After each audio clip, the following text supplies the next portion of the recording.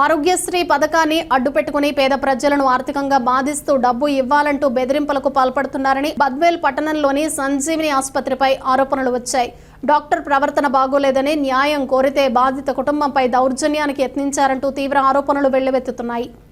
గత సోమవారం చీకటివారిపల్లెకు చెందిన మాచుపల్లి చిన్ని సుబ్బరాయుడు అనారోగ్యంతో సంజీవిని ఆసుపత్రిలో చేరారు. వైద్యులు అతని కడుపులో గడ్డ ఉందని శస్త్రచికిత్స అవసరమని తెలిపారు.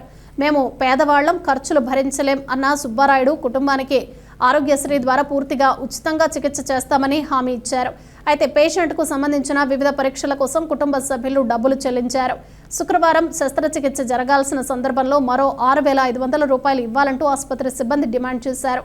ఇదంతా ఉచితమే అంటున్నారు, ఇప్పుడు డబ్బులు ఎందుకు అంటూ బంధువులు రిసిప్ట్ కొరగా సిబ్బంది ఆగ్రహంతో స్పందించి రిసిప్ట్ ఇవ్వం, ఇష్టం లేకపోతే ఎక్కడికైనా వెళ్లి ఆపరేషన్ చేయించుకోండి అని అన్నారు. ఈ ఘటనపై బాధిత కుటుంబ సభ్యులు తీవ్ర ఆవేదన వ్యక్తం చేశారు.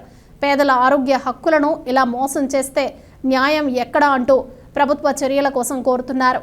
సంబంధిత ఆరోగ్య శాఖ అధికారులు ఈ ఘటనపై స్పందించి విచారణ చేపట్టాలని స్థానికులు డిమాండ్ చేస్తున్నారు.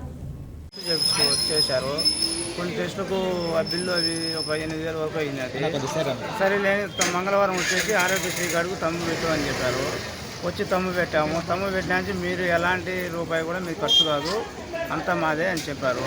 చెప్పి మళ్ళీ వీళ్ళు వచ్చేసి నిన్న వచ్చాము. నిన్న వచ్చాము బ్లడ్ తెచ్చుకోమన్నారు.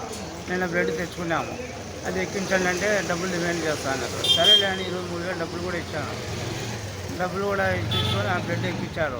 ఇప్పుడు ఆపరేషన్ చేయండి అంటే ఇప్పుడు మాకు వచ్చేసి 6,500 డబ్బులు కట్టండి, 10,000 రెడీగా పెట్టుకోండి, మీకు చేస్తామని చెప్పారు.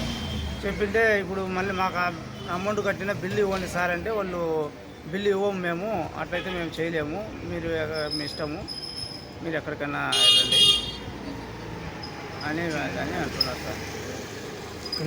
సార్ నిన్న కొంచెం డబ్బులు డిమాండ్ చేస్తూ ఉంటే మా దగ్గర అమౌంట్ లేదు, డబ్బులు లేవు, మీరు మా క్యాన్సల్ లెటర్ ఇచ్చేస్తే మేము వెళ్తాము, ఎక్కడైనా వెళ్తాము, తీసుకెళ్తాము, డబ్బులు లేవు అని సరేలే అని చెప్పాము. మళ్ళీ రాత్రి ఒక 6,000 డబ్బులు సెటిల్ చేసుకోండి అంటే సరేలే అని తీసుకొని వచ్చాము.